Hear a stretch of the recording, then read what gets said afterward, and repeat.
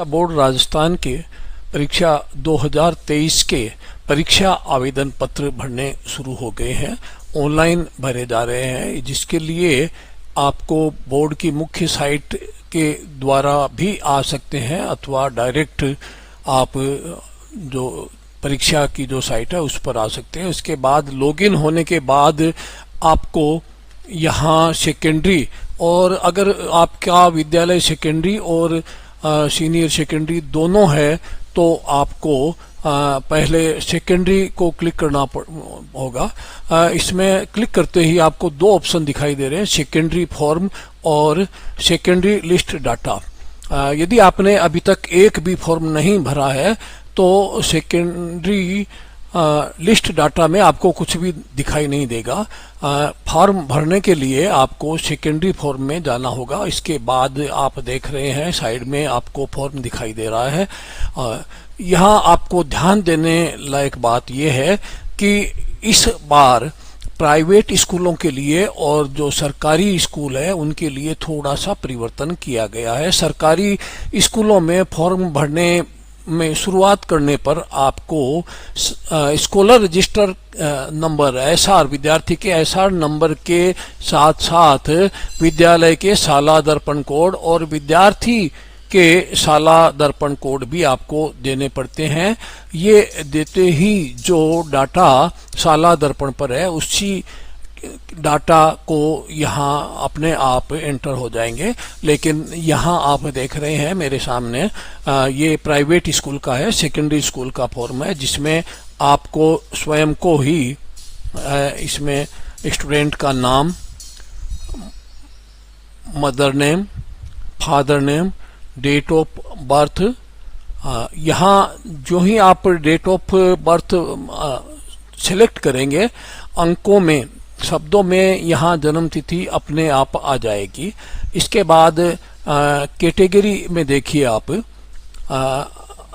अगर सभी पहली बार छात्र परीक्षा दे रहा है तो आपको ऑल सब्जेक्ट यहाँ सिलेक्ट करना पड़ेगा, और श्रेणी सुधार में अगर परीक्षा दे रहा है तो आपको एडिशनल सब्जेक्ट में दे रहा है तो आपको दो या अन्य जो कैटेगरी आपको सेलेक्ट करनी है। अगर पिछली बार छात्र फेल हो गया है तो भी उसे श्रेणी 1 में ही, ऑल सब्जेक्ट में ही परीक्षा देनी पड़ेगी। इसके बाद आप देखिए ये सब्जेक्ट अपने आप आ गए हैं। थर्ड लैंग्वेज आपको इसमें सेलेक्ट करनी पड़ेगी। थर्ड लैंग्वेज सेलेक्ट करने के बाद में जो भी है, संस्कृत है, उर्दू है या जो भी है, अधिकांश विद्यालयों में संस्कृत चलती है लेकिन ये जरूरी नहीं है सभी में ये हो। इसके बाद छात्र का जो लिंग है, अगर बच्चा है तो उसको मेल और अदरवाइज फीमेल आपको सेलेक्ट करना है। लैंग्वेज बच्चे का जो क्या होगा, जिन विद्यालयों में इंग्लिश मीडियम चल रहा है वो अंग्रेजी इसमें सेलेक्ट कर ले। इसके बाद में अन्य, ये अगर डिसेबिलिटी है बच्चे के लिए तो आप इसमें सेलेक्ट कर सकते हैं, अदरवाइज आपको कोई सेलेक्ट नहीं करना है। पीपीएल है तो यस या नो में सेलेक्ट करना है। और 13वें में आप देखिए ईडब्ल्यूएस है तो आपको यस और नो सेलेक्ट करना है। जाति आपको सेलेक्ट करनी है, जिसमें general, minority, SC, ST, OBC, special OBC, ये आपको इसमें नोट दिया गया है। इसलिए सिलेक्ट करना है कि छात्रवृत्ति या पुरस्कार उपरोक्त चयनित श्रेणी के आधार पर ही दी जाएगी। इसके बाद में छात्र का पूरा एड्रेस आपको यहाँ सिलेक्ट करना है।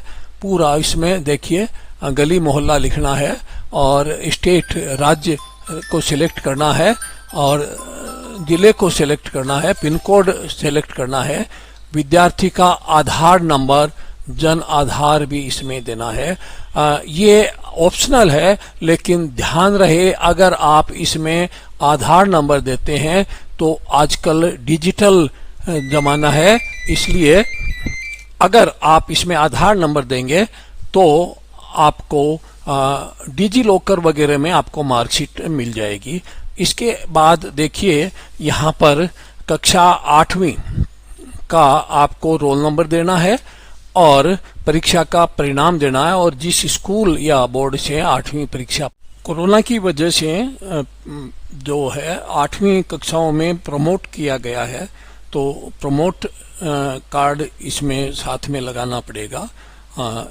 इसमें अगर रोल नंबर भी नहीं है तो कोई बात नहीं है। 9वीं कक्षा में आपको कौन से साल में 9वीं कक्षा पास की है, उसके बाद में उसके रोल नंबर है, परीक्षा का परिणाम क्या रहा है वो आपको इसमें सेलेक्ट करना है, पास है वो देना है। जिस विद्यालय से 9वीं कक्षा पास की है, अगर आपके विद्यालय से 9वीं कक्षा पास नहीं की है तो जिस विद्यालय से छात्र आपके विद्यालय में आया उसकी टीसी की प्रति भी आपको लगानी पड़ेगी, प्रमाणित प्रति आपको लगानी पड़ेगी। अगर पिछली साल जो है छात्र 10वीं में फेल हो गया है तो 10वीं की मार्कशीट भी आपको लगानी पड़ेगी। अब आते हैं 18 नंबर कॉलम पर, जिसमें आपको छात्र के फोटो और सिग्नेचर अपलोड करने हैं। फोटो और सिग्नेचर आप बेहतर ये रहेगा कि आप पहले से ही स्कैन करके रखें, जेपीजी फॉर्मेट में होनी चाहिए। और देखिए फोटो की साइज है, फोटो की साइज आप जो है 20 KB से 100 KB के बीच रखेंगे तो ही इसमें अपलोड हो पाएगी। इसी प्रकार सिग्नेचर भी जेपीजी में होना चाहिए और उसकी जो साइज है 10 KB से 50 KB के बीच होनी चाहिए। इससे अगर छोटी है तो भी वो अपलोड नहीं पाएगी और इससे बड़ी है साइज तो भी अपलोड नहीं हो पाएगा। अपलोड करने के बाद में इसमें आपको यहाँ आपके कंप्यूटर पे जो फाइल है वो आपको ब्राउज करनी है, जो फोटो की है वो ब्राउज करनी है फाइल, और सिग्नेचर की है वो करनी है। इसके बाद में फोटो और सिग्नेचर यहाँ दिखाई देने लग जाएंगे और फिर आपको इसमें सबमिट कर देना है। सबमिट करने के बाद में आपको भरा हुआ फॉर्म भी दिखाई देगा और आप चाहें तो जितने भी फॉर्म भर चुके हैं लिस्ट शो में भी देख सकते हैं। इधर मैंने पहले बताया था सेकेंडरी लिस्ट डाटा में भी जाकर आप जितने फॉर्म अब तक आप भर चुके हैं उन सभी को आप देख सकते हैं और वहां जाकर यदि फॉर्म में कोई गलती रह गई है तो इसमें फिलहाल कोई एडिट करने का ऑप्शन नहीं है, उसे आप डिलीट करके दोबारा भर सकते हैं। इसी तरह से आपको सीनियर सेकेंडरी का फॉर्म भरना है।